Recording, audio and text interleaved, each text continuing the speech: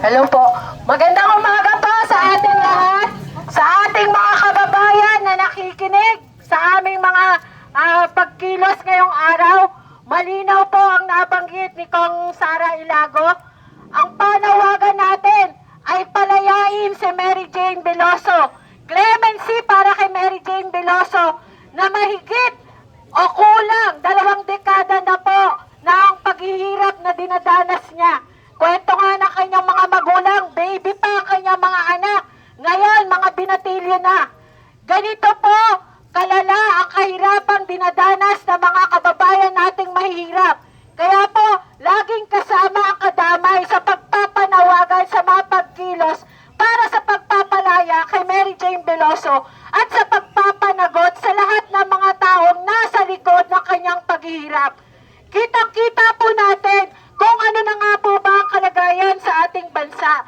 Mataas ang presyo ng mga bilihin, samot-sari ang mga binabayarang buwis, pero nararamdaman po ba natin ang serbisyong dapat na ibinibigay sa atin ng ating pamahalaan? Kaya kailangan po na mabilisan ang pagkilos ng ating pamahalaan. Hindi na po kailangang madagdagan pa ang katulad ni Mary Jane Veloso na nahihiwalay sa kanyang pamilya sa pagpapanagot dahil po siya mismo ay ginamit para may mga taong makalusot sa pagpapanagot, sa pananagutan.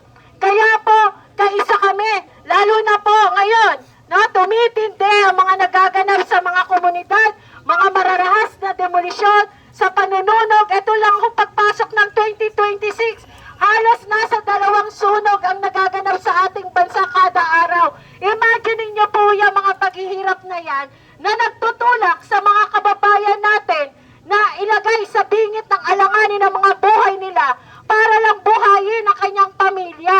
Ilan pa ho bang Mary Jane Veloso bago magising ang ating pamahalaan? Ilan pa bang Mary Jane Veloso ang kailangang magtaya ng buhay niya, lumayo sa kanyang mga anak, sa kanyang pamilya, para lang sa pagkakagustuhan na paunlarin ito? Di po ba? Responsibilidad ito ng ating pamahalaan, pero hindi natin siya nararamdaman. Kaya mas lalong nakakagalit sa tuwing dumadanas pang lalo ng mga dagdag na pahirap ang mga maralita. Yun na nga po, nabanggit natin kanina, mararahas na demolisyon, yung pag-aagaw ng mga kabuhayan, no, ang panununog sa mga komunidad para ibigay sa mga establishment, sa malalaking mga negosyante. Pero kapalit nito, gumaganda pa ang buhay ng mga kababayan natin. Ito po yung lagi naming tanong. Dapat po kaunlaran para sa ating lahat, hindi para sa ilan lamang. Kaya po, mananatili, nakaisa kami sa lahat ng mga human rights advocate na mananawagan para sa mabilisang pagpapalaya kay Mary Jane Veloso para marinig na rin natin ang totoong katotohanan sa likod at hindi na po magkaroon pa ng mga kasunod ni Mary Jane Veloso. Malaki ang responsibilidad ng ating pamahalaan sa ating mga mamamayan. Mas malaki rin ang panawagan natin ng pagpapanagot sa lahat ng may mga taong nasa likod ng mga karagdagang paghihirapan ng kababayan natin.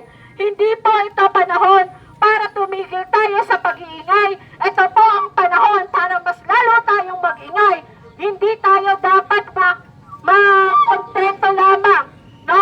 Sa isang pwesto, kailangan mas malakas, mas maingay, mas malawak para mas mabilis ang pagkilos ng ating pamahalaan. Nasa ating lakas, nasa ating pagkakaisa, kaya na itutulak natin ang ating pamahalaang kumilos. Kaya mga kababayan, malakas po nating isigaw, Mary Jane Veloso! Palayain! Palayain! Mary Jane Veloso!